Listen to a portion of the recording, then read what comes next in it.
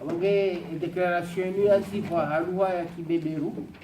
Wange isoma he namna hiyo na msikitivo muo katika kijibu ngeke anjwa kikomor ile mara ya wote pia washindi wa Ivembea.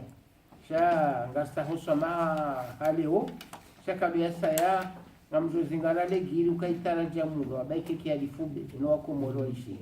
Marhaba. Déclaration.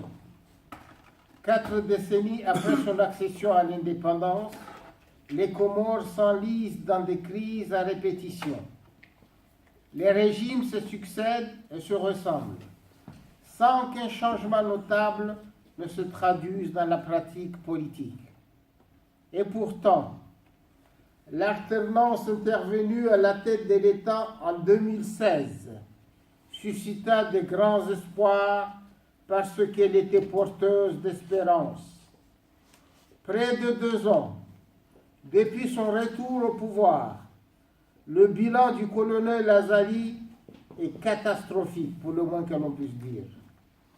Fraude, corruption, détournement de deniers publics, népotisme, violation de la Constitution, neutralisation des institutions, Cour constitutionnelle en est l'exemple, asservissement du pouvoir judiciaire, libertés individuelles et collectives piétinées, réconciliation nationale mise en péril, pour ne pas dire mise en voie de garage, etc., etc.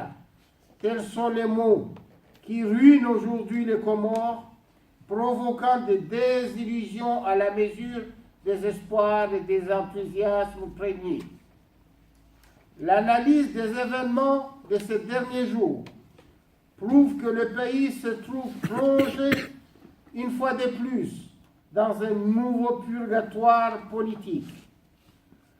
En déclarant dans sa conférence de presse du 29 janvier 2018 la suspension des libertés publiques, le ministre de l'Intérieur, Mohamed Daoudou, dit Kiki, donne l'estocade en portant un coup fatal à la démocratie.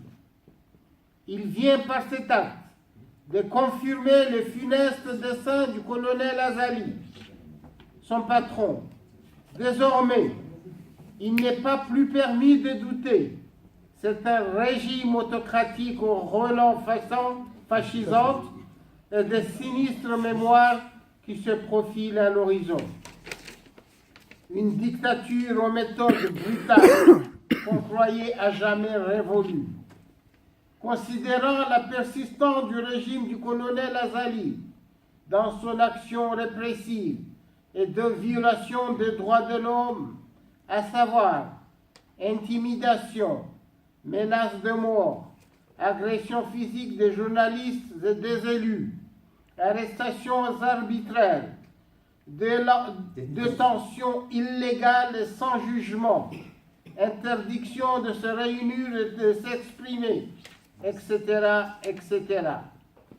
Compte tenu de la suppression pure et simple des libertés démocratiques et de la confiscation de la souveraineté nationale par le colonel Azali, nous, association de la société civile, lançons un appel pressant à tous ceux qui sont attachés au respect des valeurs de la liberté, d'égalité, de justice, de progrès, à tous ceux qui aspirent à l'unité nationale, à tous ceux qui veulent combattre la dictature, à se joindre à nous pour constituer un front uni pour le rétablissement des libertés individuelles et collectives et de la démocratie.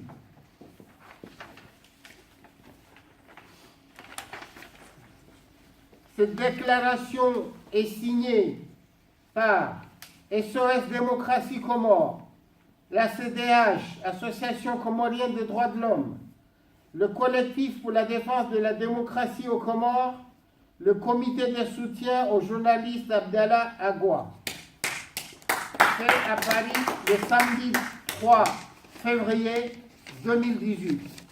Évidemment, nous faisons appel à nos amis qui ont été évoqués ici, qui ont ouvert le BAL, qui se sont réunis le 26 novembre dernier pour qu'ils rejoignent cette initiative afin qu'ensemble nous menons le combat pour la libération de notre pays et le retour de l'île comorienne de Mayotte dans son ensemble naturel. Jusque-là, nous vous donnerons rendez-vous dans les jours à venir pour poursuivre et amplifier le combat, car il est certain que nous sommes loin d'avoir atteint le sommet espéré. Vive le Comores uni, vive la démocratie et vive le progrès dans l'unité et la réconciliation.